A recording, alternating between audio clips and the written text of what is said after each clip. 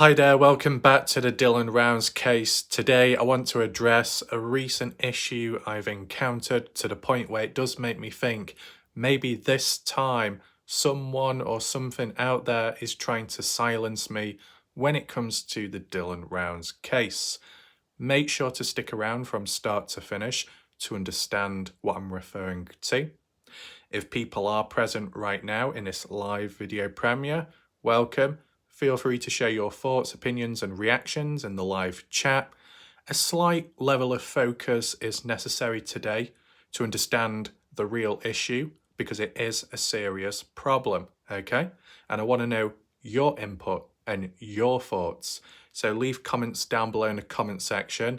Feel free, if you wish to like and share this video to help spread awareness because, if certain people are out there getting silenced, what does that mean?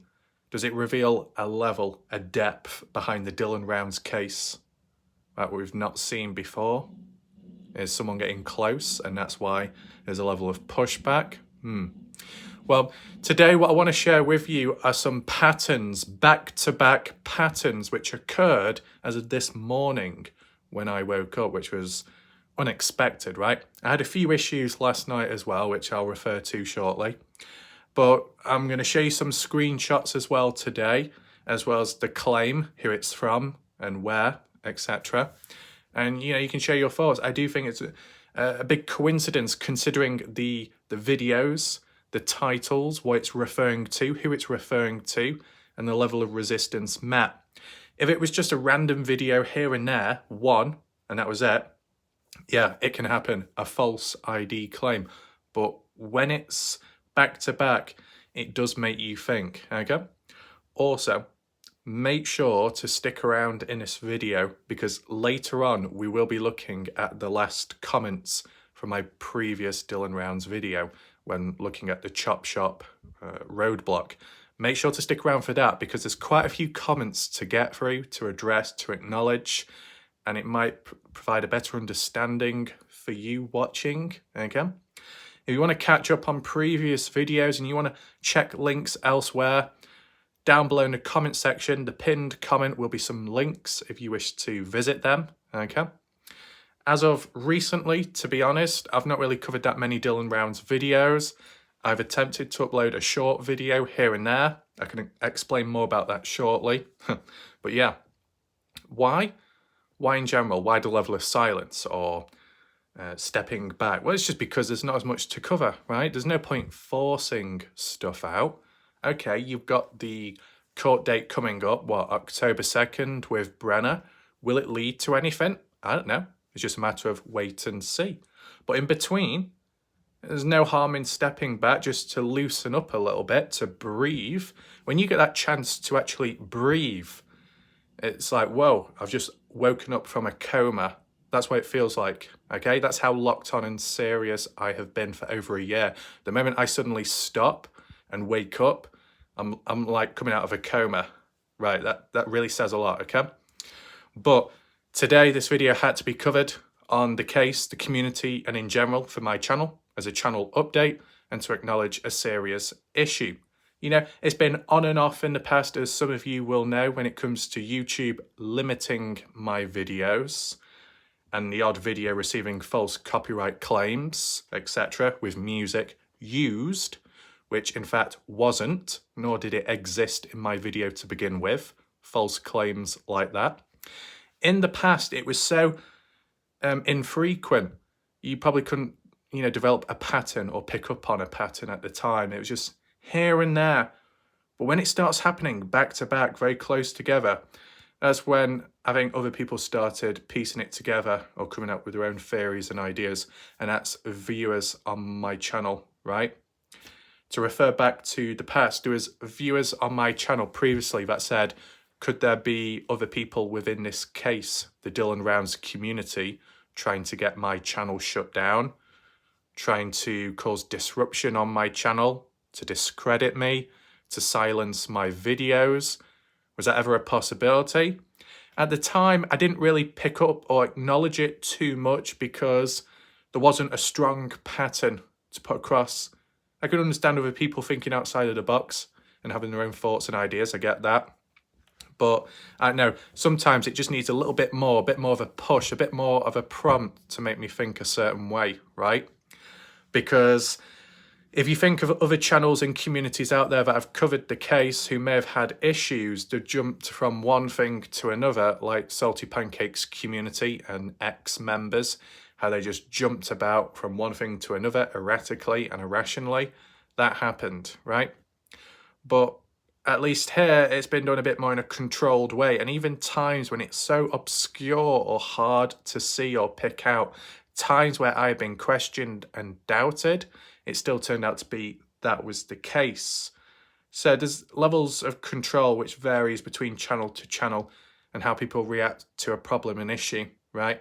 The way I react to a problem and issue is to highlight it in the first place so everybody around is aware of it. You can share your thoughts, reactions, and then I share my own opinions, right? In the past, my opinions have been, well, this is ridiculous. My videos should not be limited because they do follow guidelines.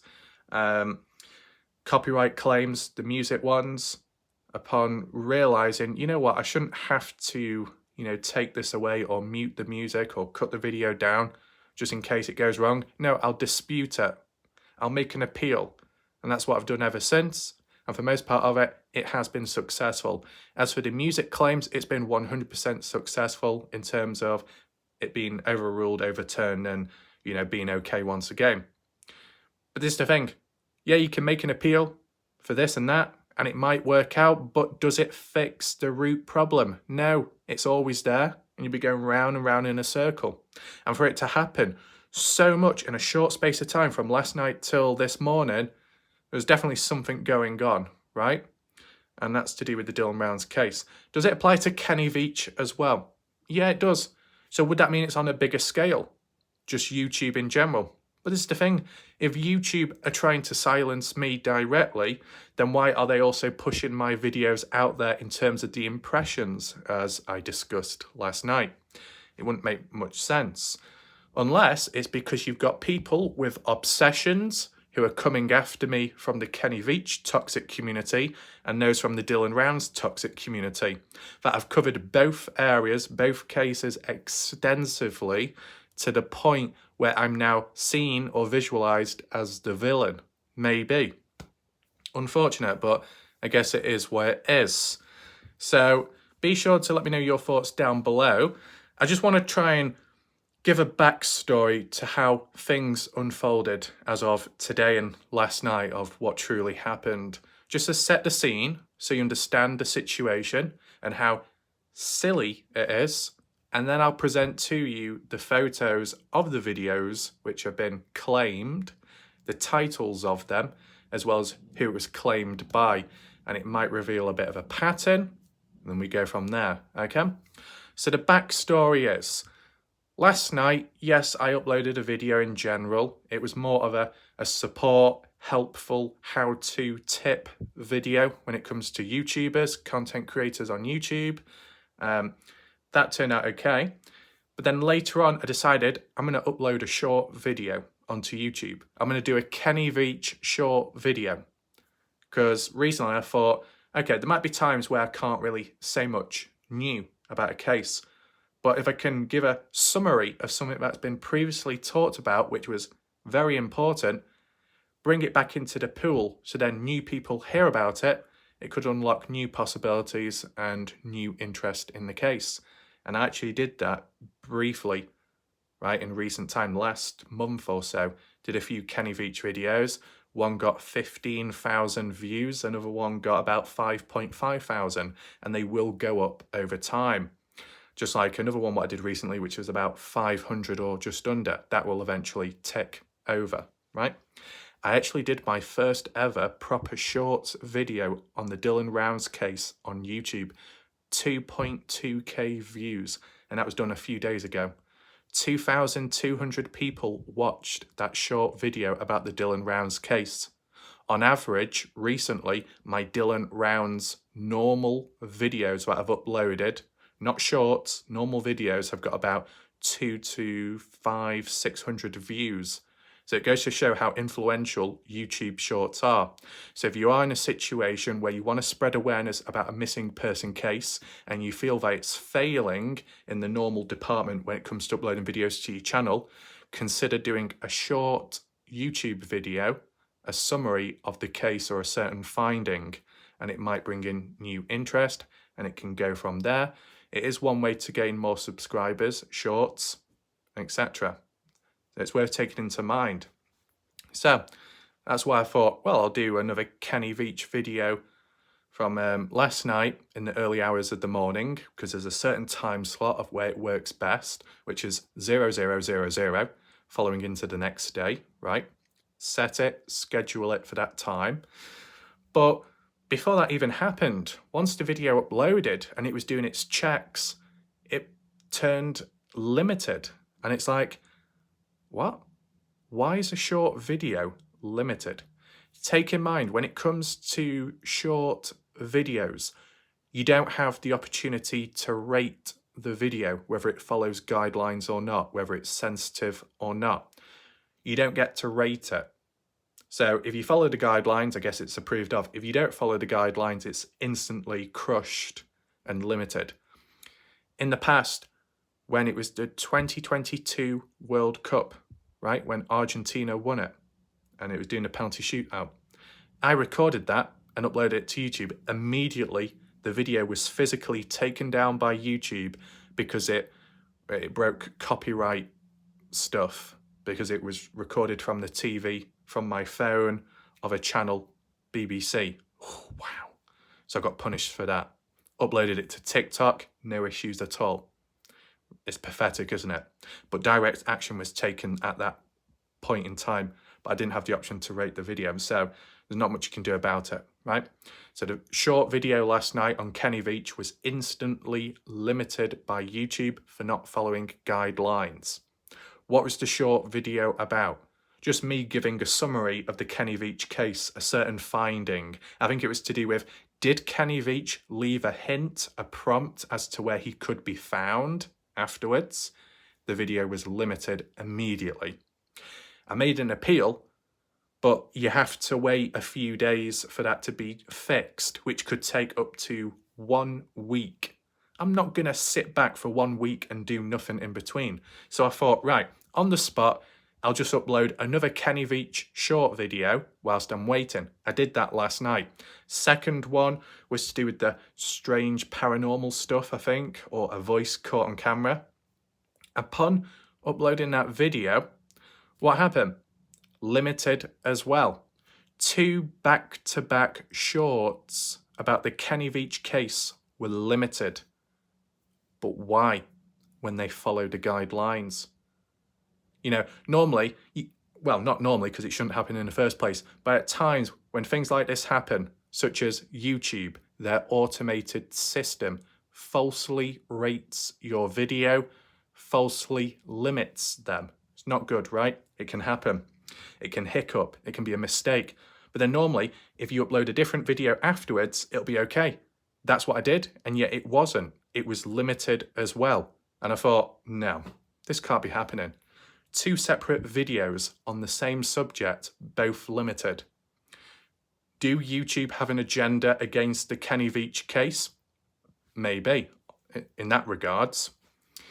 As for normal videos, for the last month or so, normal videos have not been limited, so that's something. Though my live streams, every single live stream, which you've seen me done late at night, every single one was limited, but not immediate. They were limited the following day. Every single one I've done. BS. Have I made an appeal? No, because some of the live streams may have got a bit dodgy or might have said the odd swear word. I don't want to risk it, okay? I don't want to go back to the situation I was at for several months, okay? Take in mind, live streams, you can't rate those videos either. So they get limited, they get limited. Not my problem, right? If I do a more formal live stream, a formal one, just like my normal videos, and if that gets limited, I will make an appeal there because I know that the video completely followed guidelines and nothing bad was done in it, okay?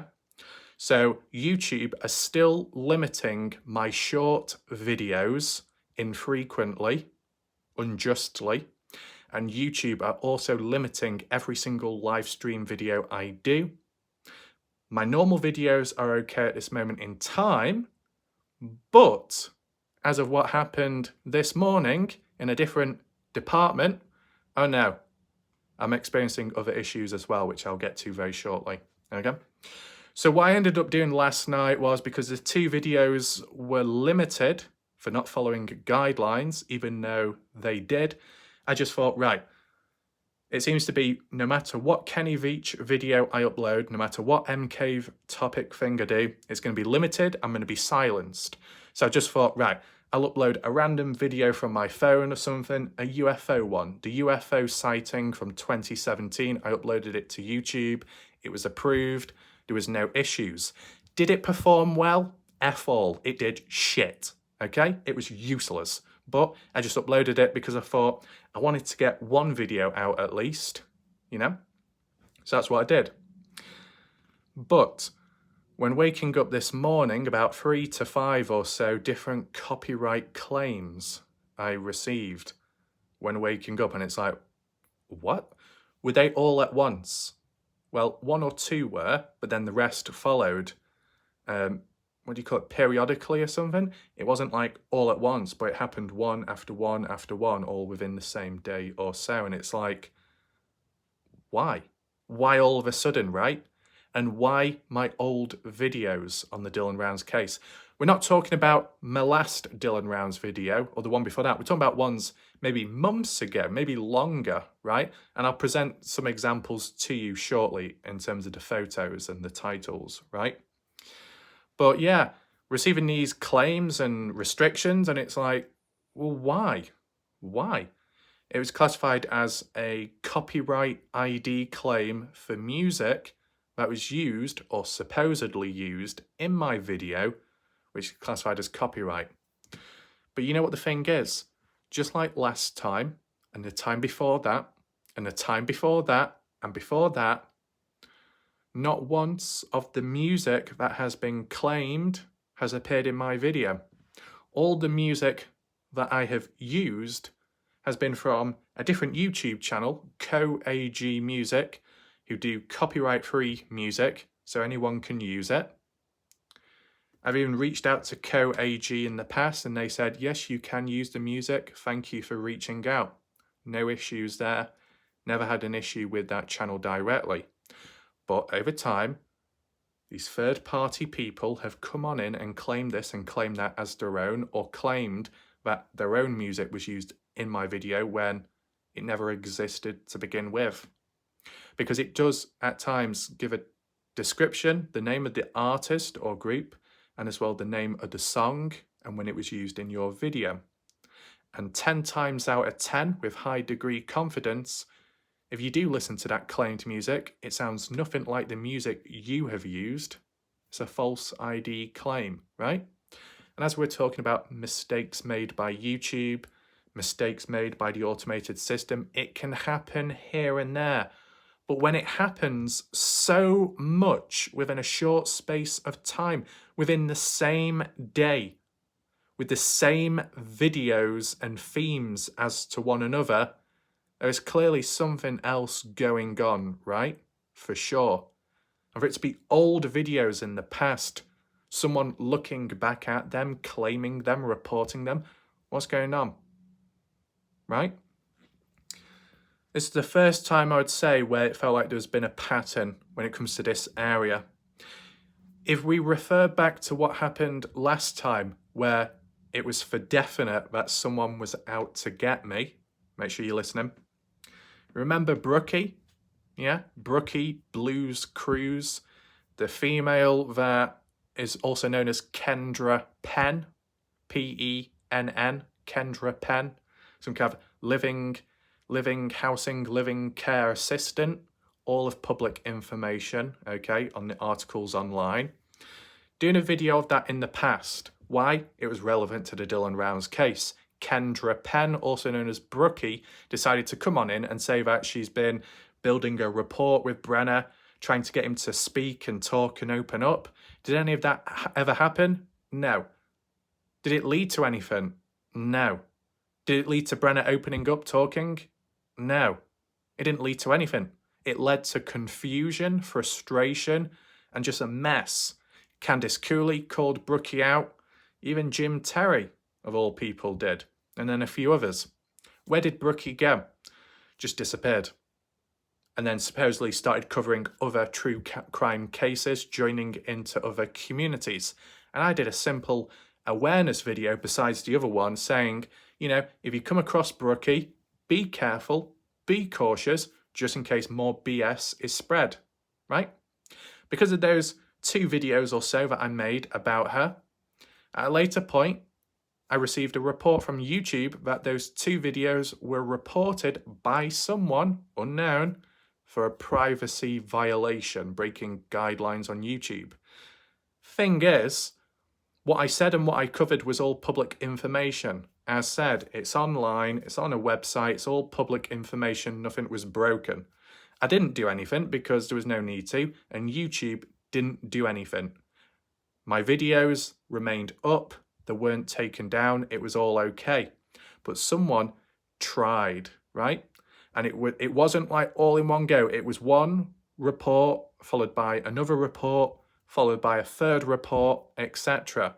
It wasn't all done in one go, but it was back to back. And all the reports were all to do with Dylan Rounds focused videos, okay?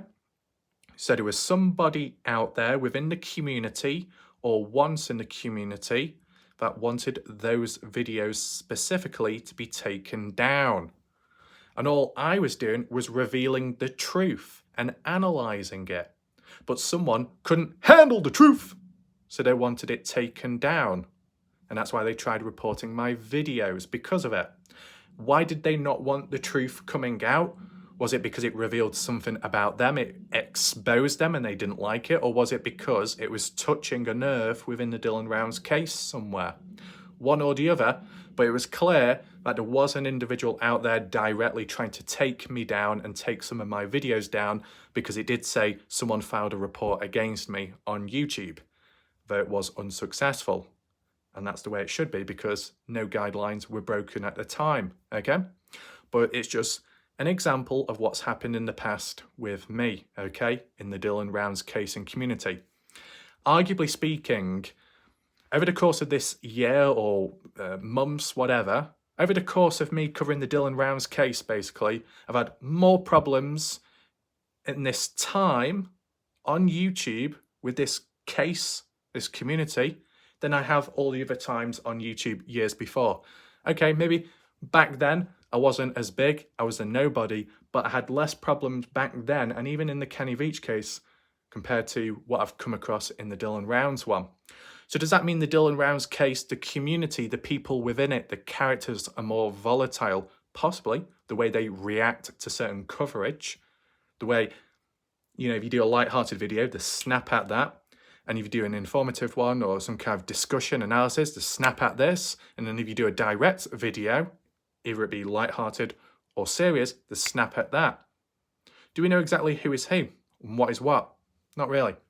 Because as said, when it came to that Brookie one, where someone took him down or attempted to take my videos down, it did not give the name of the person. It was all anonymous. Typical YouTube, right? But I can understand it in some way or another.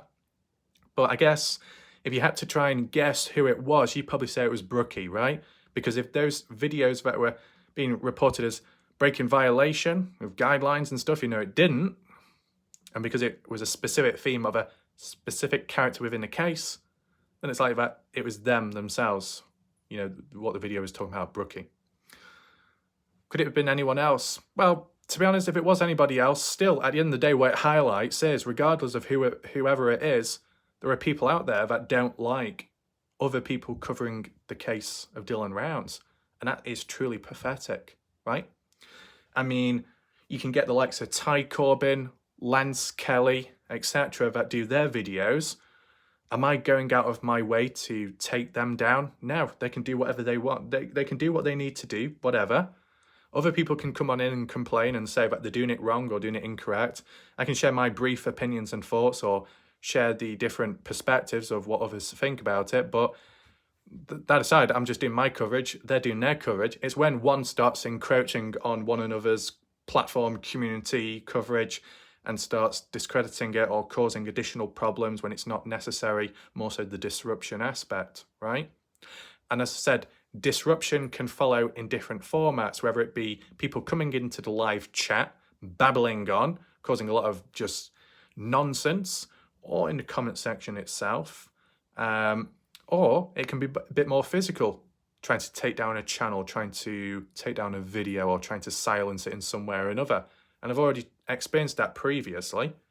So, with that all in mind, is it happening again, but in a different way? Not so much that my videos are being reported, but fake ID music claims have been implemented. Maybe. See, this is the thing.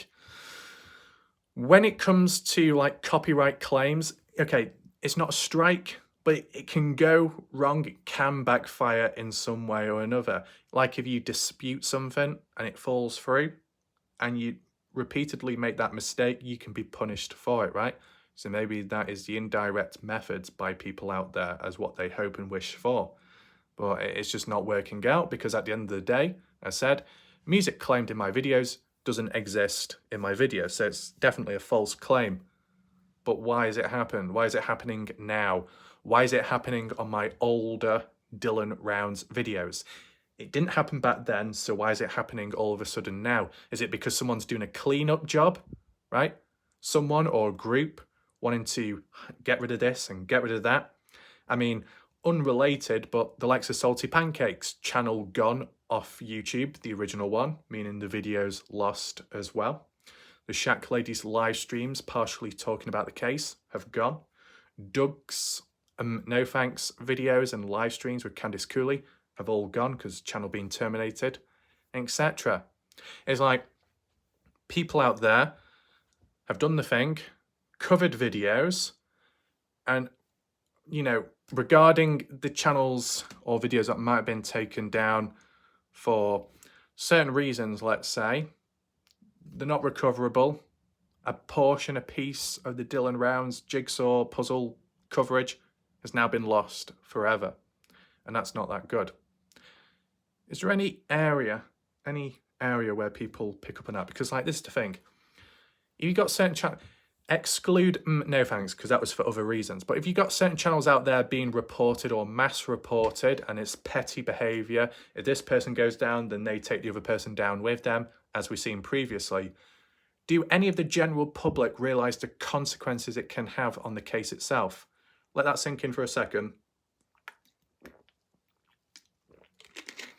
The reason why I say that is, whilst you might disagree with another channel out there on how they conduct stuff or how they go about things, more so in recent time, and they get punished for it, like you report them or other people report them for certain reasons, maybe because it's like unnatural reasons, and just so happens that channel goes downhill, taken down, just think about the knock-on effect of all the other previous videos.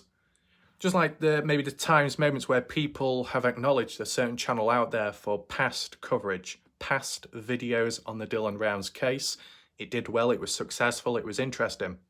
But then the channel went in a darker direction and then it started going downhill, right?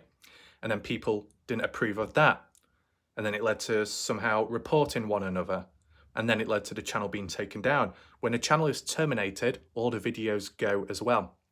So all those good videos in the past are also taken away. If the general public, and this doesn't happen or apply all the time, take that into mind, but at times, if you disagree with a certain channel or opinion, thoughts out there, even if it's a bit wacky wild out there, is it worth reporting them?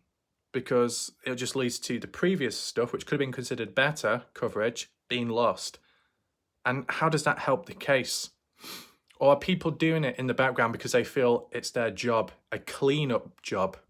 That could it apply on a scale further out there where if people don't like YouTubers in general, covering the Dylan Rounds case? Are they making attempts or efforts to basically remove all coverage of the case from YouTube? I wonder. If that was the case, I mean, I don't know, sometimes you can gauge it in a way, like if you got channels out there that cover the Dylan Rounds case and they're unharmed, untouched, then maybe they're in favour or liked by the others out there that are causing the problems and trying to silence others, right? I mean, just like as a rough guess, if all the messy stuff never happened, if Doug never did what he did elsewhere, right? And his channel was still up to this day, his original one, and his Dylan Rounds videos remaining on his channel.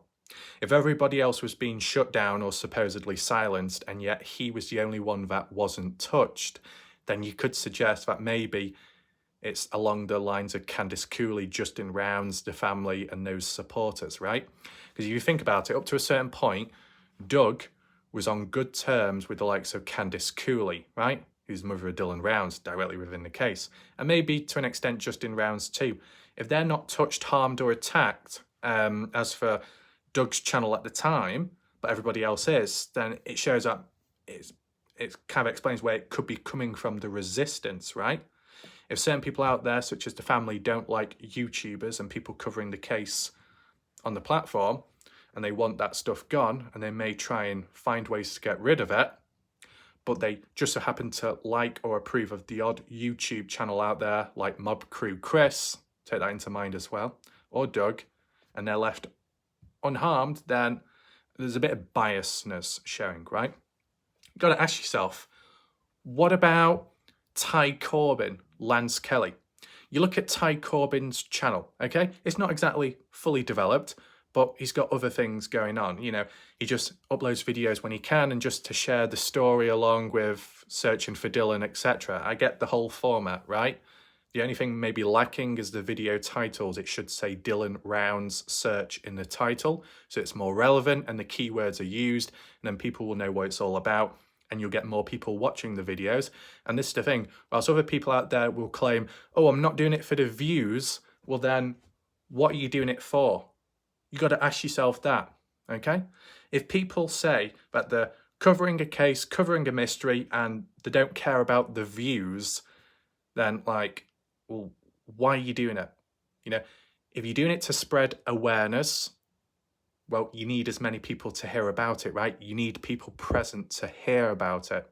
If you wanted to share an important finding or provide an important update, well, you need people to be present to listen in, right?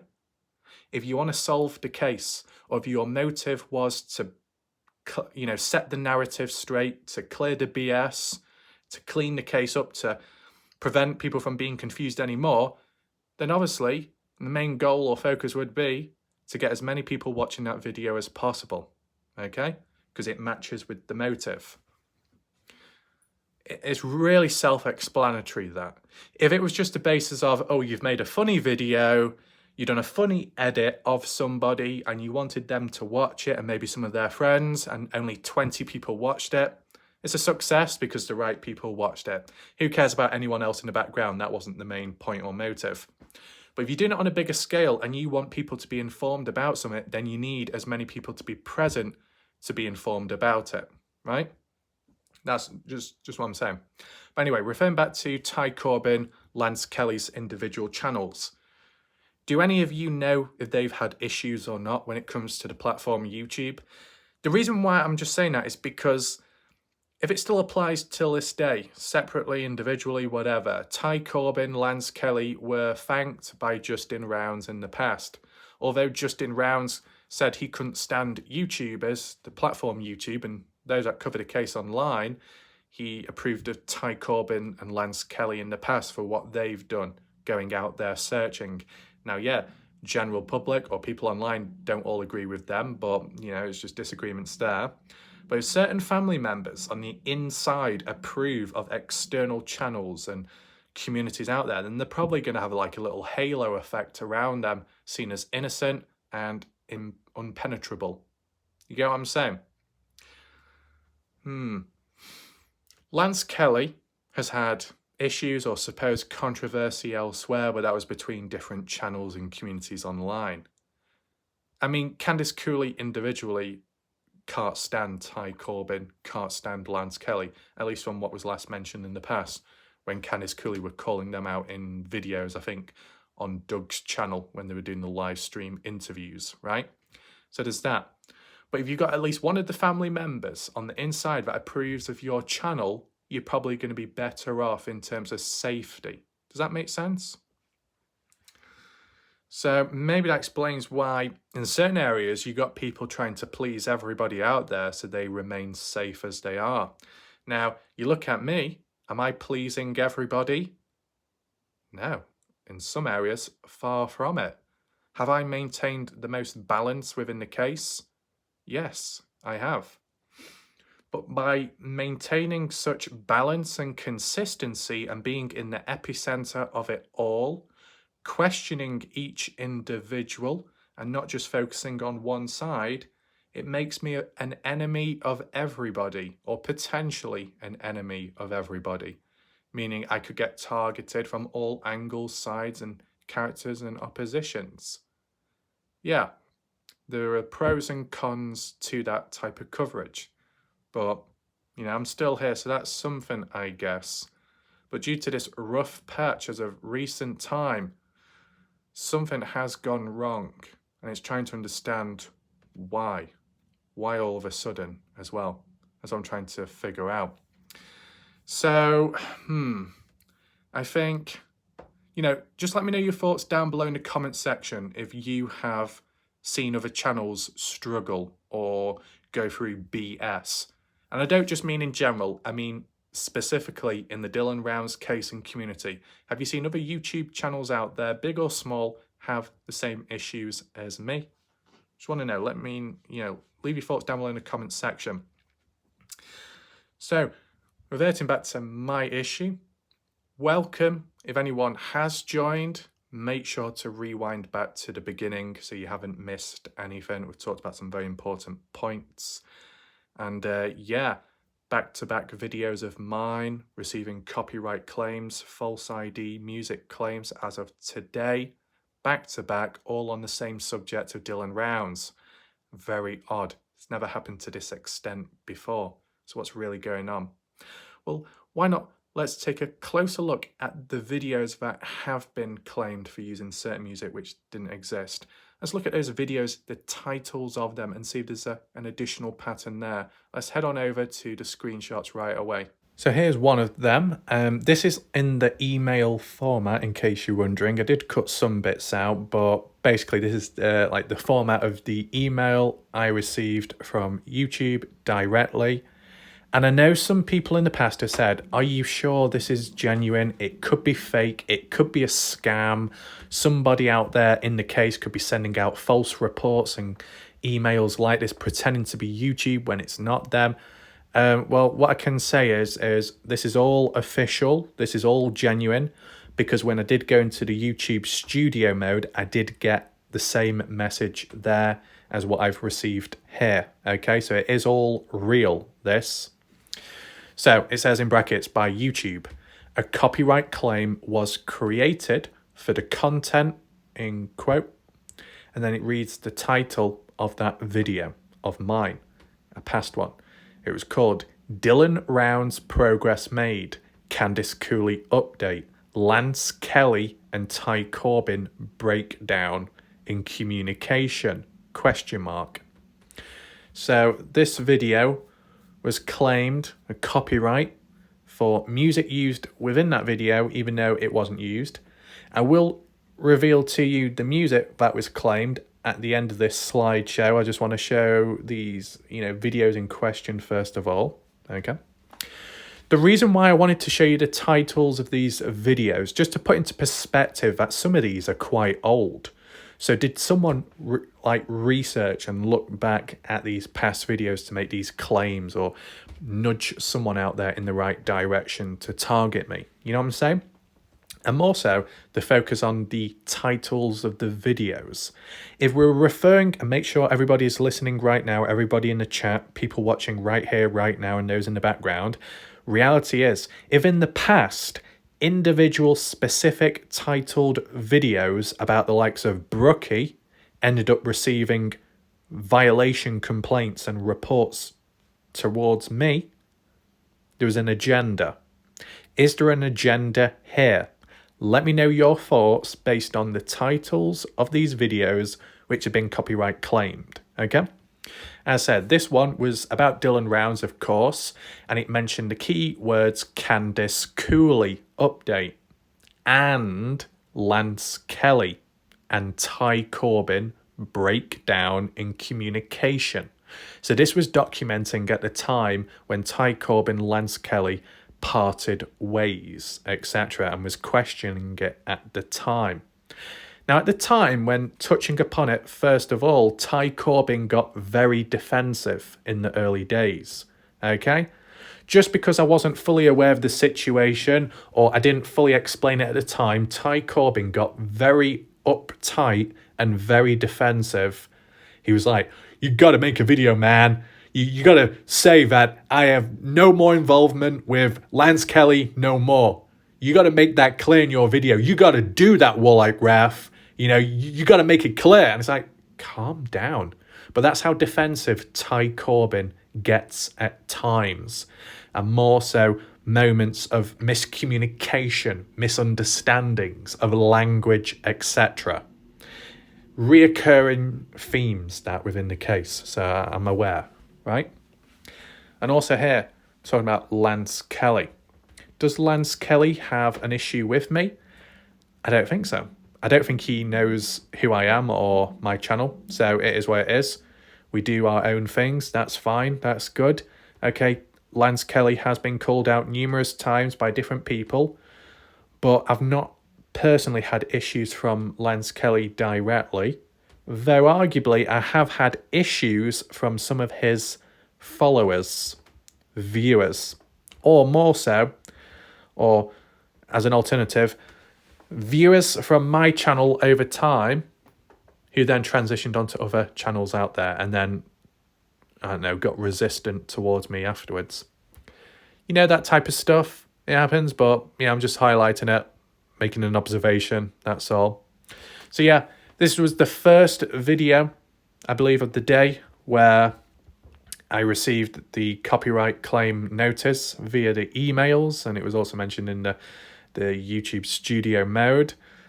So yeah, that's number one about Dylan Rounds, mentioning Candice Cooley and Lance Kelly, Ty Corbin.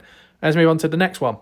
The next one, it says today at 9:50, so earlier on, right? It says a copyright claim was created for content. Title of the video, New Dylan Rounds Search Photos. Candice Cooley provides an update. Analysis. So this one doesn't mention as many names of people, characters in the case, but it does mention Candice Cooley once again. Just like that first one, Candice Cooley update. Candice Cooley provides an update. You see a bit of a potential pattern emerging, right? 9:50. Move on to the next one. A copyright claim was created at 10:22 for the content. Title of that video that was claimed, Candice Cooley reveals all, gun found, Brenna calls family, and much more summarised and analysed.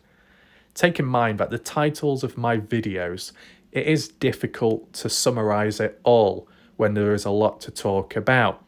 Some of it can be vague, others can be quite short and abrupt, but you just work with what you got because YouTube has a character limit, right? So it's a bit of a juggling act, but once again, I mentioned some key names such as Brenna, but more so Candice Cooley.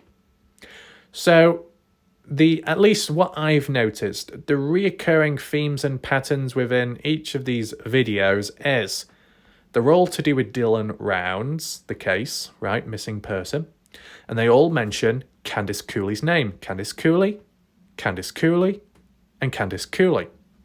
So is it Candice Cooley responsible for all this?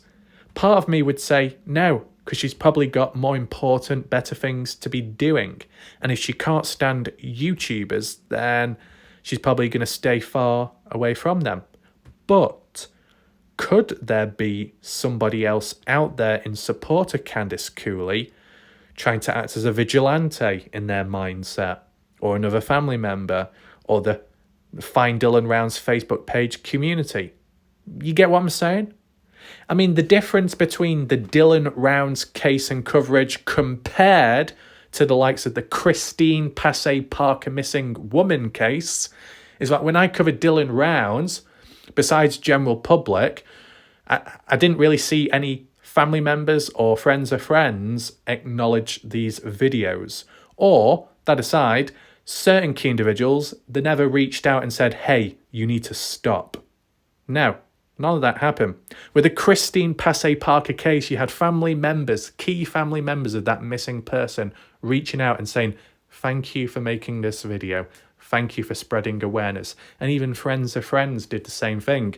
That's good and it's helpful. It shows that I'm in the right direction, that the right people are in favour and on side and understand my videos and my coverage, despite them seeing it for the first time ever. That's all good. It's in sync. But with the Dylan Rounds case and community, maybe it's because it was overshadowed by other creators out there that caused disruption, that then gives others a bad name and people generalise that and just believe everybody's bad on YouTube. I mean, you had, let's say, the odd general public person who's in contact with the likes of Candice Cooley that at one point in the past said that, oh, your videos are quite good. Like Catherine Harder Smith, remember? That said, oh yeah, I was in the presence of Dylan Rounds in the past. I was a teacher of Dylan or something back then. Yeah. And then, a few months later, Warlike Raf, I'm appalled, I'm disgusted in your coverage, Warlike Raf. How could you do this? How could you do that? You know, I'm never going to leave a comment ever again. And then fast forward, oh, they did. Yeah, those type of people. Problematic. Have an agenda. Have negative opinions or visual, thoughts about me. Yeah. Is that a recipe for disaster in the long term? Grudges? Possibly, you never know. You get what I'm saying? Maybe in some communities you're more welcome than others. In some places you might be more appreciated and valued. I think in certain areas I've definitely been underappreciated.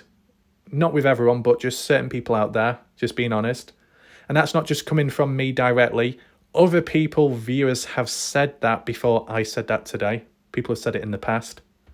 So I'm just reiterating what others have said, that's all. But yeah, seems to be a bit of a problem, right? How it's back to back with Dylan Rounds videos all of a sudden. And last but not least, this was the claim. This was the reasoning behind all of my videos mentioned there that were, silenced in some way or another. Yeah. Let me know, which one is that to do with? Candice Cooley? Yeah. Okay, so I had to cut it down because I couldn't fit it all in. That's why you see the same title here, right? But it's at the bottom where it says, copyrighted content, pizza and drugs, claimed by Merlin Epita or something. Who the hell is that? Never seen that before. Is this some kind of third-party person? I don't know. Maybe, I think if you do, search it on YouTube, it will come up. Whether it be popular or not, I don't know. There's been times there in the past on random videos where, they've been claimed for music being used which never existed. I've tried typing in, the name of the music or the author, the artist, and it never existed on YouTube either. It was a third-party dodgy company, third-party dodgy person, group out there wanting to take over everything. Greed and incompetence, right? I know you can say, oh, it's just an ID claim, oh, it's just a mistake, but is it really a mistake when it happens so frequently? In the past, probably couldn't think like that because it didn't happen often. But for this, what happened today, the sheer extent, the consistency of it on a certain theme, someone definitely has an agenda with me. And they're not even addressing it public either, or like in the comment section. They're doing it in the background. They're being a bit sneaky from the looks of it, right? So, is it the case that the copyrighted content and the person, claimed by are the issue directly? Or is it like a middleman situation where you might have somebody out there within the community or case, family member, friend, a friend, or just a person on YouTube, a content creator, whatever, in the background that disagrees with my videos or my coverage, and that they resort to reaching out to other means, music groups, or some kind of backhand dodgy activity for then, action to be taken, and then for me to get unjustly punished? That seems to be the case. I want to know your thoughts there in the comment section. So yeah, bit of a change of camera angle. Take in mind, that wardrobe over there is not the one I've done the videos on. It's the one, because I've got two, the one over that way, in case you wonder where the camera angle was. But, as for previous comments on YouTube, I'm going to briefly go over them now, as I said at the start of this video, but probably not as deep because I'm taking into mind the timing, and I think I don't want to take, everything away from what's been said earlier. I don't want to shift the the focus too much. I don't want to divert it, okay? I'll just briefly refer and to acknowledge the comments from the last video, and then I'll summarise my thoughts on this whole matter and mess, and add on with my own thoughts of what's happened in the past. So I appreciate your patience and those that are still watching continuously. So yeah, the last video I did performed a little bit better than the one previous. I think maybe 400 to 600. So there's still a bit of interest within the Dylan Rounds case.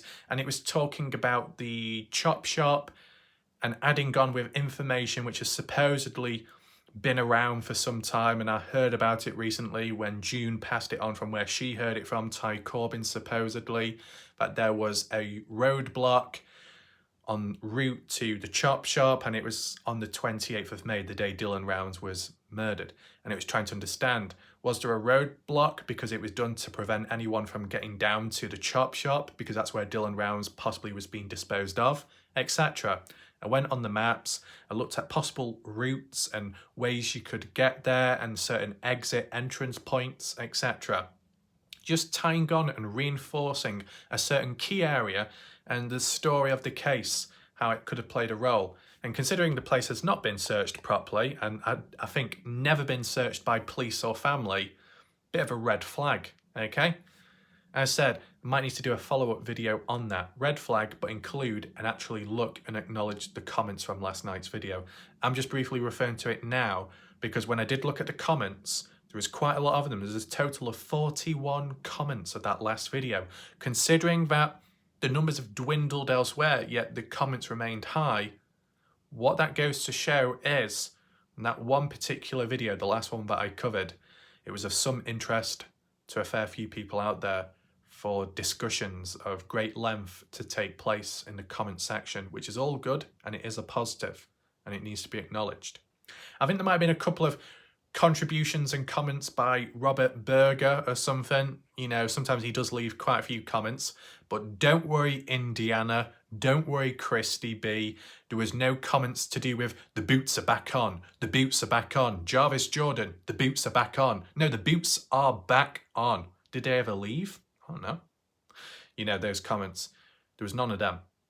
So there was valid discussions taking place, and there was a couple of people also highlighting that, it's quite interesting that, this area does seem to be an interesting place. There's a couple of people, or the odd person, saying that they've never heard of it before. They've never heard of the area or the information regarding it, so it's gauged their interest now. And that other people believe and agree that the place needs to be searched, or at least double-checked. That's what the comments were. And I think it goes into more depth. There's like responses and replies from other people. Tom Evans as well with his comments as well, his thoughts and some additional information in the background. There's a bit going on. So I'd say to gauge it, whether it be receiving resistance or just receiving a lot of comments, if you cover a video of a certain topic, an event, a story which supposedly happened at some point in the case or just before, and you see higher levels, an influx in numbers or activity, good or bad, you might be onto something. And it can still always tie back to the resistance. If you think about it, despite everything, the last video that I did gauged an interest and may have shaken some people up in the wrong way in the background. And then what happened afterwards was the other past videos being silenced. Maybe there's a link there. You never know, right? Sometimes if you upload a damaging video which could compromise somebody out there who's dodgy, who's suspicious, who's involved, they're going to do whatever it takes to remain clean, free, or to silence where the information is being, coming from or coming out of, right? I know about this because when it came to the Kenny Veach case and I covered the MCave keyhole discussion, at the time supposedly of a reptilian eye looking through the hole, that sparked the beginning of death threats, coded messages, the lot, suspicious behaviour, which lasted for months upon months, and resistance down the line, impersonation accounts, slander, being threatened and challenged to a boxing match, content being used without my consent, photos, videos, the lot, long-term grudges and pathetic obsessions from some humans out there like Bird Guts, who then sided with Artari down the line, which made absolutely no sense at all when Bird Guts targeted Artari in the past. But because they're on good terms now, no one's targeting one another there because they're on good terms. Tying back to the Dylan Rounds case of, if you're on the right side with the right people, you're not going to get targeted by them, but other people will. But as long as it doesn't impact you, you're all fine and good. That's kind of like how the mentality works. I've seen it within the Kenny Veach case, as I said. It's probably happening in the Dylan Rounds case, whether it be now or in the past or maybe in the future. You got to try and pick up on all these little patterns and shifts and behavior and whatever. The other people out there at times say, go with the flow, just settle down, don't think, don't do anything. Isn't it funny how the moment I stop thinking, that's when it will all go to hell. That's when I'll be the most worst off than I've ever been. But I've not allowed that to happen up to now. But as a small scale example, I've predicted something once again. Sorry if I burst anyone's eardrums, but as a consolation, I burst my own then because they're still ringing. But once again, I've predicted yet something else. So anybody in the chat, feel free to listen in right now. If anyone wants to know why my voice keeps changing up and down, it's because people say that I've got a monotone voice. So if I talk up and down, then it should help people understand what I'm about to say, okay?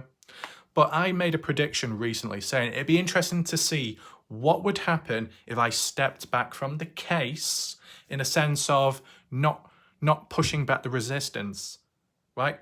That it tied in line. I've done what I've done. I've covered what I've covered. I'm satisfied. There's not much more I can do at a point in time. I step back, I breathe, I relax, I become human again, technically speaking, right? Not robotic.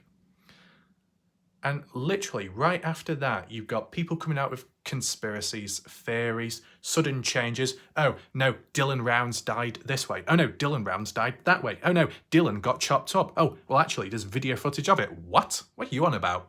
Switching and changing all over the place, all of a sudden. What the hell's going on?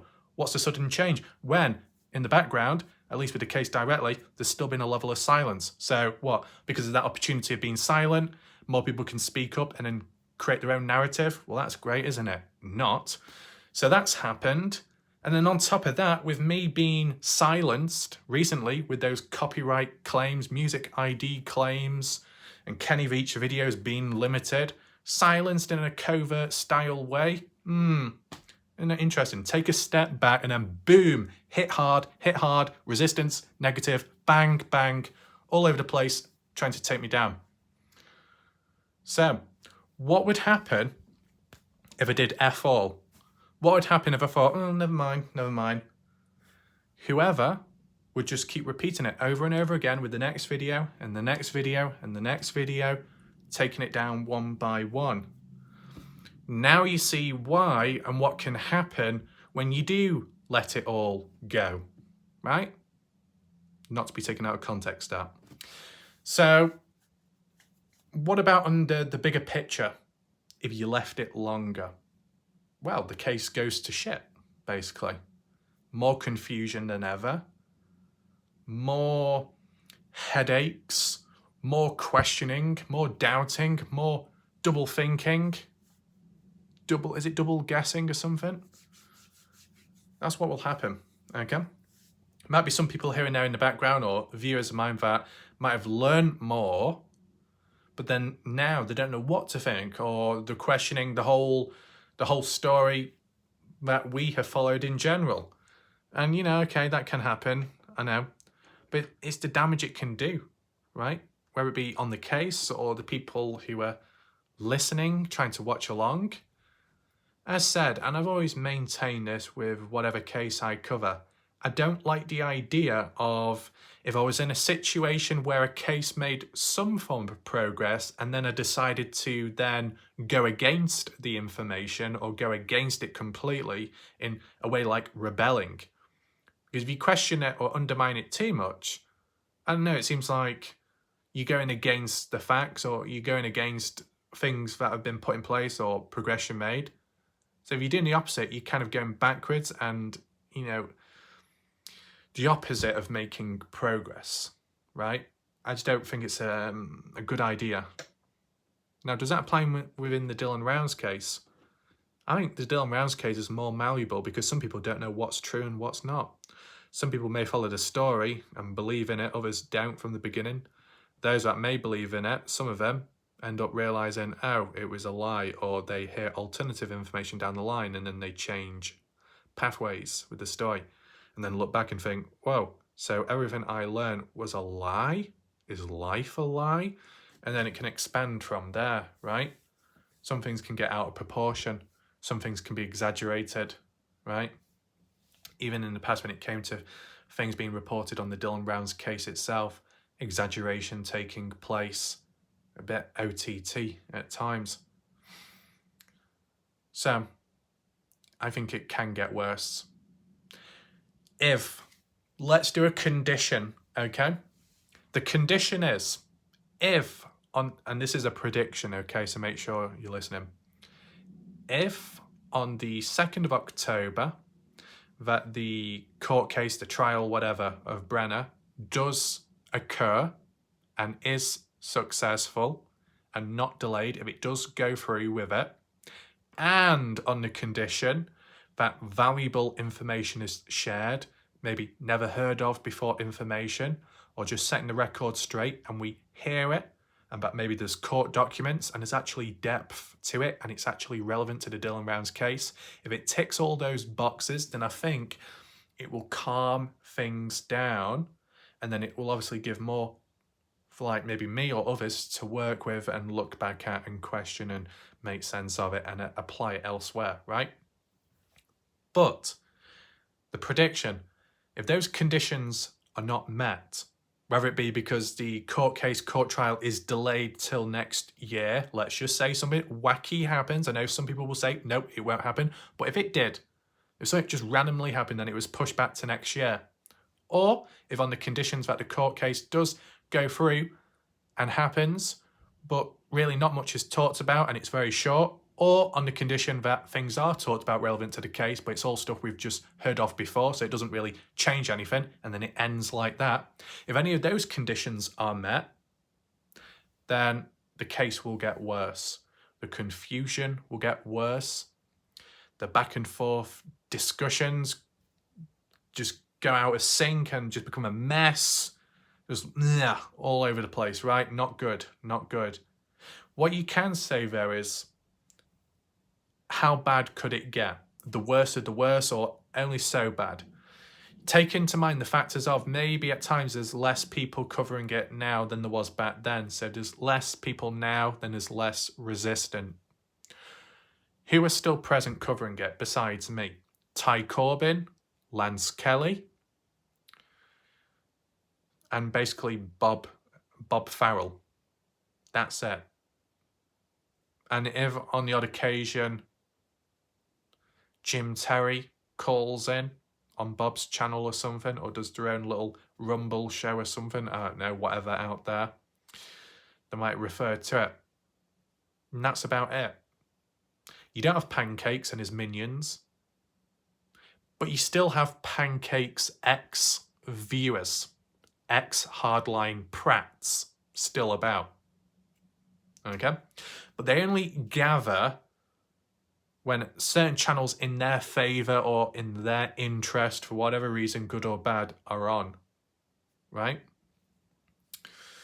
So if you take me out the mix, then you might not have certain pancake viewers and cancer like that causing issues. But at the end of the day, that's not my problem. It's just that they come on over, some of the problematic ones, just because, I don't know, they want to communicate with other people they're friends with who just happen to watch my videos. I understand that. Or the spying, intel, reconnaissance mission, right? Sounds silly that, but that's reality, right? You can apply elsewhere too. So yeah, there's less people covering the Dylan Rounds case, which could be considered a good thing, as for less resistance. But if it's intensified, with it being smaller scale but more intensified, then it can be just equally as problematic and damaging. It is a matter of time will tell, of course. I get that. But as I said, that was my predictions regarding the court case. If the conditions are met, that it's a success, then there's less likely resistance within the community. If the conditions aren't met and it is a complete failure, or for most part of it, a waste of time and nothing new comes out of it, then it leads to more silence for a longer period of time, more chance, more opportunity, more people scratching their heads, more tension, more frustration, and more questioning to the point where maybe it becomes a little bit unrealistic or it goes all over the place. Because this is the thing, and just acknowledge it, okay? Well, feel free to acknowledge it. Whilst I know people can say, well, there's no harm in having different theories or opinions and ideas. Of course, that's welcome and that's normal. That's what you do when you don't know the truth. You just question it and think for yourself and maybe outside of the box. But you know when it really becomes an issue? When it's just as bad as the facts that switch and change, is when people's theories or ideas switch and change so rapidly back to back. You know what I'm saying? When you look at Badger Life, for example, her thoughts, her mindset was Dylan Rounds could have been desecrated, such as broken down in a tub or barrel of acid. Even if it came to the realization that that wasn't the case, even if it came to the point where evidence was presented which didn't support that and Badger Life was wrong, the key thing to acknowledge with Badger Life is she's remained consistent with a certain theory, idea, and outcome of what happened to Dylan from start to finish or so. That needs to be acknowledged. That's good, right? It's not all over the place. When you listen to what Badger Life says, she explains it fairly clearly, and you should be able to understand it. You don't have to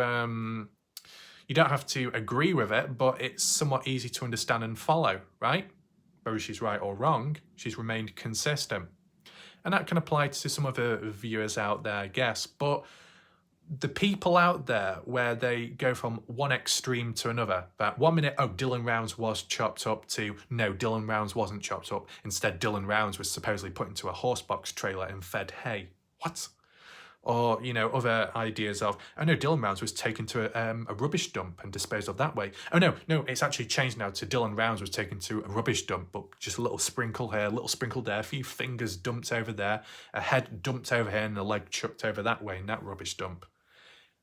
Extreme erratic behaviour of changing so rapidly with theories and ideas that it's hard to keep up with.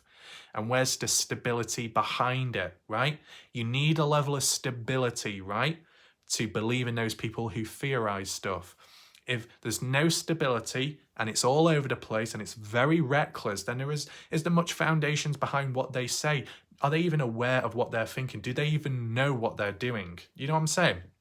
And obviously that can reflect back to the Dylan Rounds case of when the facts or the supposed facts were presented over time. 1 minute it's this, then a minute it's that. 1 minute it's the gun and key fob, then it's not. Then it is, then it's not. Then it was returned this day and then that day, but no, they got that wrong. They switched it around the other day. No, that followed after that. Oh, what about the truck? Well, it was, no, it wasn't. It was. Yeah, it was. No, footprints, no. Yeah, and the wash, no, it was washed here. No, it wasn't washed there. No, but it could have been washed here and then washed there. This person came, no, they didn't come. Oh, Don Hatley, oh, Brenner. Yeah, they were going to be searching around the property, but no, they didn't. But they did. But there were footprints. No, they weren't. But they were. I don't know. And then they come on down. Erratic all over the place. That's probably more detrimental. You know, those people presented it, get it right, but they didn't. So that's not great. But then equally, as I was saying, the people that theorise to make up for the failures elsewhere or the uncertainty, those that switch and change so rapidly with theories and ideas, you know, are they even taking it into consideration, right? If you can settle down and spend a certain length of time thinking it through with maybe some form of common sense or some kind of logical thinking, trying to be somewhat level-headed but not too much, and maybe thinking outside of the box, and you can apply one thing to another and believe in it up to a certain point of a certain length of time, and then maybe down the line you change in perspective, you change from a different angle point of view because you've been naturally influenced by a new piece of material or evidence. Then the change, the transition is more natural and more steady, and it follows a pace. It follows a storyline of how you went from here to there, like me back then with the Kenny Veach case. If people don't do that and they're just randomly influenced by influxes and changes in other people's opinions and thoughts, then are they even strong-minded themselves to believe in what they actually believe?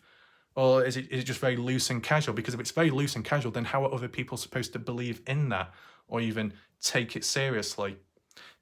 Bit of a mockery, right? Just like the actual real information or the supposed information within the case itself, a mockery. Not good. Yeah, kind of went off topic there, but it's just highlighting it, okay? As part of this prediction, what I was talking about, right? So, linking all the way back to the start of this video, as said, if you have joined, rewind back to the beginning to catch up on all the key information and ongoing breaking news as to what's happened. Have we seen resistance and people being silenced elsewhere in some way or another within the case? Well, Ty Corbyn, Lance Kelly has said in the past that they received death threats for them going out there searching at the time when they were together in certain areas. And whilst they say, oh, they'll just keep on going and stuff, I guess, because they're determined to try and find Dylan. But do people not just stop and think and, you know, question, are they suddenly receiving death threats because they're in an area where Dylan could be at?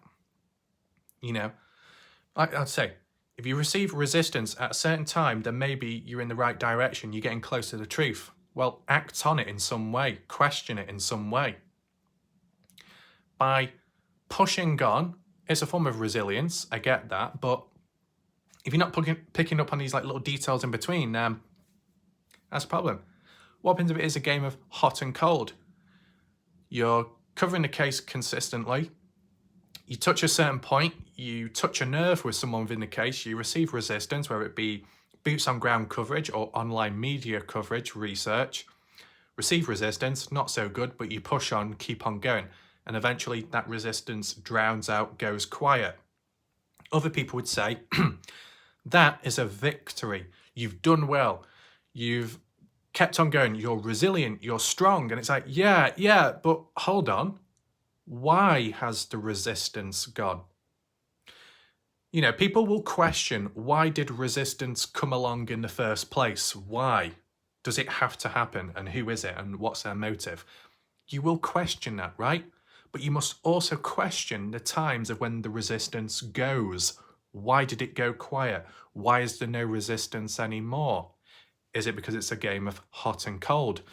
That the resistance only comes on in when they feel threatened by your presence or proximity to their dark secret. And that when you do just so happen to step away from it, keep on going within the case but in a different direction, they've got nothing to complain about anymore. You get what I'm saying? So in the likes of Ty Corbyn, Lance Kelly's situation, whatever those death threats were and whoever they were from, if they were out there in a certain area searching and uploaded that video and then it led to resistance and nasty stuff going on in the background, they continued on but searching in other areas through different videos, that nasty resistance, threats just disperses, goes maybe suddenly, and it's like, oh, what if you take a few steps back to that place where you received that resistance and see if it comes back again? Because if you do, then it might be a hot spot. It might be a game of hot and cold, right?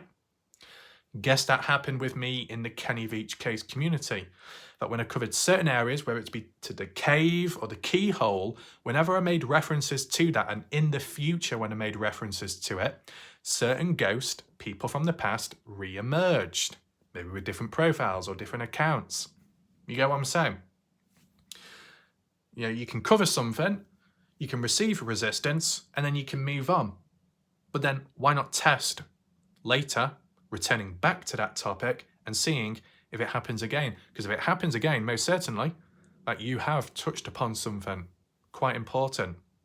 And I think that needs to be made as a mental note. So anyone and everyone watching right now and in the background, make sure to rewind that part of this video. Watch it back, listen carefully, and make notes, because you may need to use it in the future yourself, or you can apply it in some way or another elsewhere, right?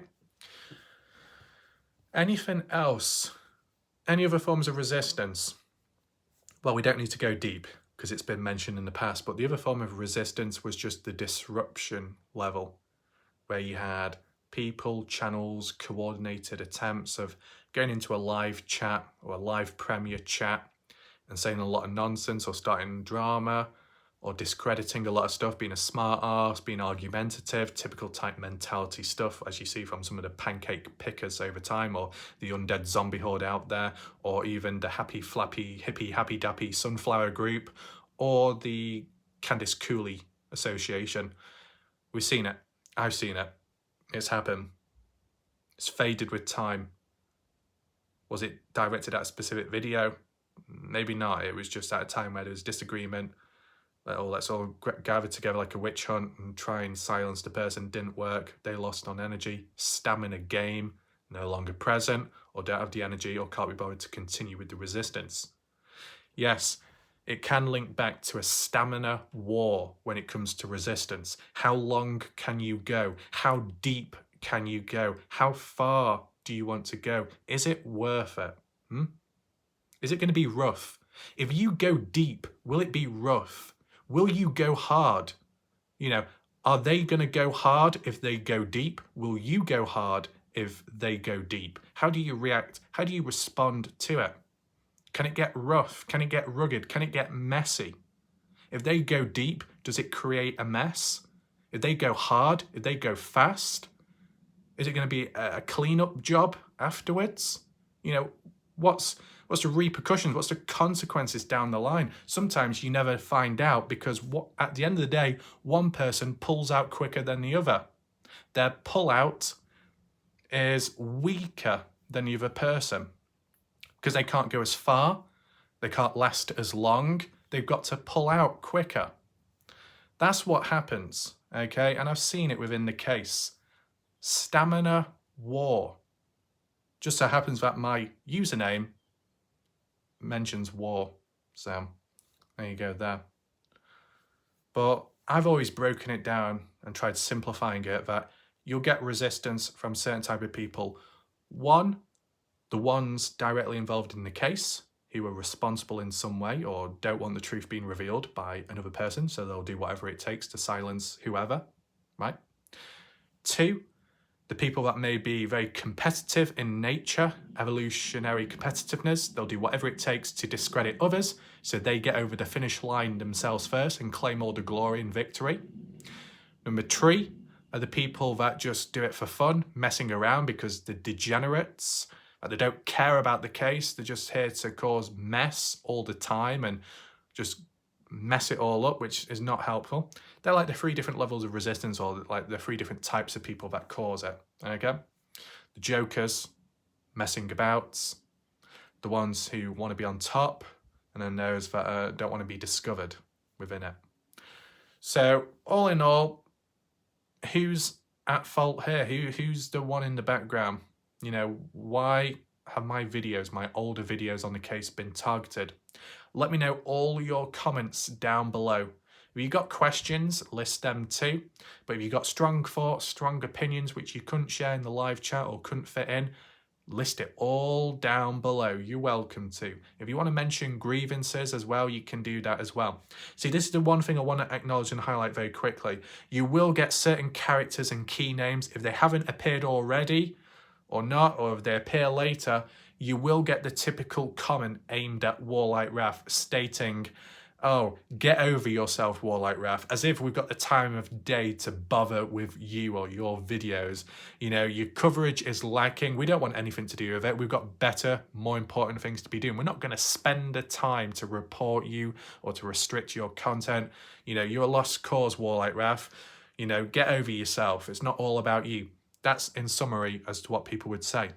But my response to that would be, well, if people are thinking that way, then you're still thinking about me, though, subconsciously, for you to refer back and to respond back and to keep on coming back on your knees to watch the videos or to leave the odd comment here and there, maybe to leave the odd dig, or maybe to make a reference on a different channel about me. So technically, I'm still within your subconscious mind, whether you like it or not. So even if you haven't got the time of day or that time to do this or act upon that, or you can't be bothered or you don't see the need to, you're doing it in other ways, then, with words elsewhere. Okay? So, oh, and one last other thing just to highlight. Who was it now? Was it Joy? Not talking about Joy Perry. Is it Kim? Kim? K-I-M? And maybe somebody else? Correct me if I'm wrong. But I saw a few people recently defending Fast Eddie, okay? Basically, what Fast Eddie did, just to explain it for context, in another chat on Fumble Nuts live stream, which happened days ago now, maybe a week ago or so. Fumble Nuts, a channel, I think once associated with Salty Pancakes, possibly.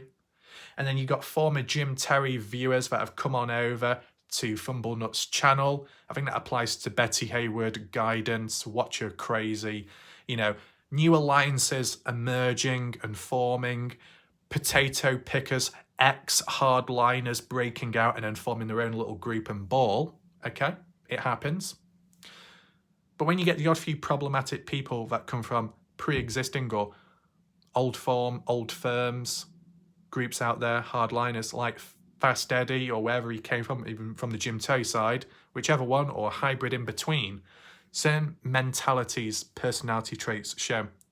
And it can still apply, you know, if people want to get defensive or have an answer for everything, such as, I didn't come from Pancake's channel, I didn't come from Jim Terry's channel, I don't affiliate with any of them, I just go about here and there like a hybrid. Well, it can still apply to the hybrids as well. It's that link, that observational link, that certain behavior and characteristics and traits, behavioral traits and behavioral shifts like tectonic plates have grinded together, causing the tension with others back and forth, but also they themselves, where they've rubbed up somebody else the wrong way and not in an out of context way, that their behavior, their argumentative attitude, their persona, okay, their levels of disruption, their levels of cockiness, their levels of degeneracy, millennial-like entitlement attitudes of overused, over-the-top emojis and laughing and crying faces in somewhat of a serious situation just seems a bit silly and degenerative, okay, a bit impetuous at times. It just kind of like links to certain communities out there where people could have come from. So little observations there to protect oneself at times. But to refer back on track, as of recently, or maybe a week or two ago, Fumble Nuts live stream. As well, Fumble Nuts, the one that responded to Watch Your Crazy saying, oh yeah, Warlight Raf's desperate when it comes to the nips. Well, first of all, fuckface, pisspot, twathead, at the end of the day, I am the creator, causation and catalyst of the nips, okay? Watch Your Crazy, you know, we're talking about the nips and clips and nips and slips and tips. I'm the creator of it. I got it embedded into people's mindsets. The moment that I stood up in the name of we the people, with the skull upon my chest and the bones shivering me timbers, Jesus! At the end of the day, I am the one that I've created. I'm the catalyst when it comes to that. I'm the one that have put it on the marker. I've marked it on the map. I've imprinted it visually, and I've penetrated into many people's mindsets out there. So when you do have individuals out there like Fumble Nuts that does his own little nips or whatever, creator, causation, catalyst, just take that into mind, okay? Because a lot of people wouldn't have mentioned nips if it wasn't for my coverage on them, okay? And I've done some extensive analytical data reports on them, like with the whips. So creator, causation, catalyst, godlike, wrath. But put that aside, on a more serious note, on Fumblenut's channel, you had Fast Eddie popping on in, or a regular viewer, making references to me, just like how Kathy and Axel makes references to me in Bob Farrell's channel, just like how Ty Corbin makes references and whinges and whines about me in Bob Farrell's channel. You get the pattern. It's not exactly face-to-face, it's in the background, running away to the little bitch boy posse group. Oh, master, I have some major problems with White Ralph. He's causing me trouble. Okay, something like that. Now, at the end of the day, I don't know how these people talk. I mean, the profile picture, one person could be like, Juan, we have a problem with one of the tacos. What we gonna do? Oh, Juan, you ate them all, you greedy bastard. I don't know. But the only thing I know about Fast Eddie is he said he repairs exhaust pipes for people. He gets behind the car. I don't know if Fast Eddie was the one that obsessed about the Grainshed property and people going behind it and watching each other take turns or something. I don't know. There's questionable stuff going on there. But on Fumblenut's channel a week or two ago, and some of you saw it as it was shown and documented in the community tab, is that randomly, I don't know where it came from because there was no, well, there was a reference. This is where it occurred, ties in. So when I talked about the nips just before, taking the mickey there, that was a reference in Fumblenut's live stream. Watcher Crazy being kind of positive and just joking about. And that's when Fast Eddie left a comment in the chat calling Warlike Wrath, saying Warlike Wrath, oh, he's just a, insert an emoji of a snowflake. And what some people were doing, I don't know if it was Kim, I don't know, it was a few other viewers on my channel, third-party people, were defending Fast Eddie or trying to speak on behalf of him to explain the situation. I know what humans do at times, the way they react to other people. Some do it because they're being very biased and defending another person out there because they're all in allegiance with one another. Others keep completely quiet, I've seen that as well. But then the rest, which is demonstrated here from the looks of it, from some of the names I mentioned, they're seeing it from a different perspective. So to put it into perspective, what other viewers were thinking was, oh, when Fast Eddie said Warlike Wrath is a usage of the emoji of a snowflake, that basically meant cold, that Warlike Wrath is cold in his response, in how he talks, in how he reacts. He's cold, cold-blooded, psychopath, that type of stuff. Whether it be in a joking way or not, that's what people were interpreting from Fast Eddie's point of view. But that clearly was not the case. And the only reason why I know is because I've seen it extensively with many other people out there online, the way they've been called out at times. I don't know if it's a millennial type mentality or more so a response to millennials out there and younger generations. It's one way round or the other. The usage of a snowflake in general, well, what's a snowflake? Well, you see it when it snows, you see the snow coming on down, it's crystallized, a bit of the ice as well, the structuring of it. You know what I'm saying? You see it on Christmas cards. But what's the meaning behind a snowflake? Delicate, brittle, handle with care, or it will break. It's not solid, is it? So it's not so much ice, it's like a collection of snow. That's why it's called a snowflake and the shape of it. So that's why that emoji is used towards, let's say, millennials, or was it Gen Z or something, and other people. But they're very entitled, but they whinge and whine about everything, but they complain about this and complain about that. They say it's unfair. They get offended with little words. They get offended when it says that there's only two genders. They get offended when they can't identify as a helicopter masked as a gorilla. You know, that type of stuff, right? That's when the snowflake term is used. But then there's many other times where the opposition will use it themselves in the wrong context for the wrong reasons, and it loses its meaning, okay?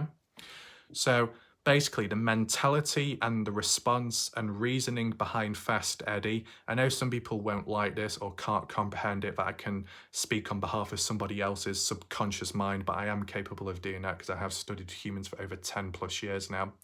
what Fast Eddie was referring to at the time, he was triggered in a sense that because my name was mentioned in that video out there, that Fast Eddie decided to get a fast reply in quick to say what he thinks about Warlight Raph, which was, in his words or in his mindset, I think Warlight Raph is a snowflake because of how he reacts to me when I'm messing about or when I'm joking about or when I'm explaining stuff very piss poorly, but I don't give complete context behind it because we all know, and I expect that anyone and everyone's going to know what we're talking about when it comes to the Dylan Rounds case, including new people who've come on in who've never heard about it before, but they're already going to know anyway because of the key words.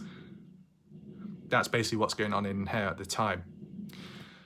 What happened a day or two before? Well, Fast Eddie was on my channel at the time, being a bit argumentative, not understanding it from my point of view, that his responses were quite hollow and shallow and weren't elaborated properly, that certain questions weren't asked, that he answered around them. He used a form of deflection at times.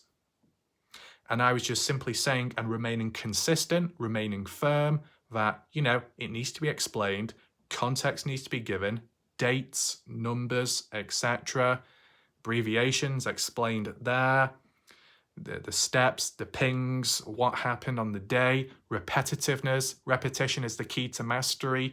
That's the type of stuff what I was getting at. Fast Eddie, his typical response, like any other human out there, ooh, don't have the time to do this, don't have the time to talk about all this, don't have time to read all these paragraphs, don't have time to go to university. And I didn't even go to university, and yet I can seem to be more, you know, under control than other people who have. Don't have the time for this, don't have the time for that, but does have the time to whinge and whine about Raph elsewhere behind the back. As said, this is just yet another human at the end of the day. Another human, just like others out there. But I just like highlighting it as we go along because it requires 0.5% or less of effort because I can balance stuff out. I can talk about many things whilst juggling other stuff in the background. Other humans can't. So when humans say, don't waste your time on that cancer, don't waste your time on that pathetic abomination of a human or subhuman out there, it's like, no, it's fine because I can highlight them and I can still do other stuff. It doesn't stop me. It doesn't halt my progression, okay? So when I say it's under control, it's under control. And I just wanted to highlight it from the different points of views out there, whether there be some kind of like little family watch group, new allegiances of biasness and covering for one another or keeping shut, keeping quiet until the next thing blows over, etc. That, that you got different people from elsewhere defending somebody else from their perspective when that perspective doesn't match what they were originally saying, right? So basically, Fast Eddie, in summary, Fast Eddie called Warlight Raph a snowflake because Warlight Raph wanted to remain consistent to telling the story about the case and making sure it was very clear and easy to follow. So then other people who may have forgotten or new viewers that come on in are informed about it correctly and appropriately. Because Warlight Raph wanted to follow a certain structure and flow to it, that Fast Eddie is more fast lazy and can't be asked, half-hearted attempts at times, that's why one's called a snowflake. Which is a massive contradiction, because if a snowflake is used to represent someone that's fragile and not stable and pretty weak, and the way they react to things which aren't really that necessary, when this channel, this focus is on a serious case, doing as best as one can do to maintain a level of consistency and focus. Focus about the case. Not focus about other dilly-dallying stuff, but focus on the case, trying to understand it, trying to see it from different points of views, and also referring back to what we've previously heard of or what we supposedly have been told as for the story and the way it's followed. That's remaining quite firm to the case. By following the case for over a year, by covering the case almost every single day and over 300 videos, nearly 400 videos being made. That's focus, that's dedication, that's consistency, that's frequency. It's a level of seriousness, right? You don't do this just randomly, you do it for a reason. And you tie it all in together, it's like a brick wall, a stone wall, or less Centurion, which is the complete opposite of brittle. So This is the thing, Fast Eddie comes across as a person that will throw these key buzzwords around but use them incorrectly. Just like how his poor sentencing is at times, which isn't great. Arguably, there'll be some people out there that will say, regardless, Fast Eddie has provided context in some way, or at least some key discussions to the case of Dylan Rounds. Has that happened? Yes. But there's been times in the past where Fast Eddie has been problematic. Okay? Just saying it how it is. I've called Eddie a degenerate at times. I said, you're half a degenerate and half focused or so. No BS, no messing around, is there? But there'll be other people out there in which may surround themselves with Fast Eddie, or they're not going to say what they think because they don't want bridges to burn down. But at least it's quite clear to follow here, right? Easy to follow along. So that in its own self could have caused resistance. You know, I think there's going to be at least one problematic person tonight in the live chat. I'm going to say that when reflecting back. And if not there, more so in the comment section afterwards, right? I just like clearing stuff up as we go along and referring to previous things. In certain areas, my memory is pretty good. And that can be problematic for other people out there that think I've forgotten. No, I haven't. So, with that all in mind, leave your comments down below. If you've got questions, they can be answered at a later point. We'll see what happens next within the Dylan Rounds case. If there is any more breaking news or any more issues, I will let you know about it. In the meantime, breathe, relax, loosen up, and see what happens next. Thanks for watching. Appreciate those that have been patient and consistent enough. If there's any more humans that need to be assessed or analysed with time, I can do that too. Obviously, everyone has a different opinion and different thoughts, and they can be listened to and acknowledged.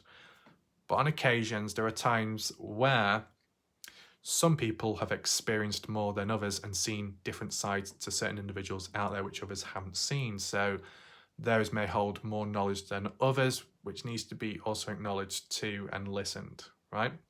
Because at the end of the day, these observations in general are necessary and important. It can help the case and it can help you too, directly in the case or just in the community or long-term in life. Observations, picking up on stuff, picking up on patterns can prevent future problems. Maybe at times, if they're not picked up on, the same recurring stuff will happen over and over again. So it depends which option you want, right? Anyway, thanks for watching. I'll see you next time. For now, goodbye and good night.